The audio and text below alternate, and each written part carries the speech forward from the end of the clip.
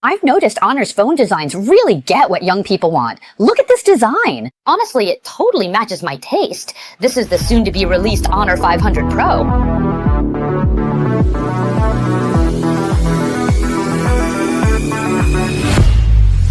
Take this black Honor 500 Pro, for example. It uses an integrated cold carving process. The back panel is made from a single piece, not assembled, so the seams are very smooth. The feel in hand is impressive. The camera module has a horizontal layout, which looks refined and classy with the black color.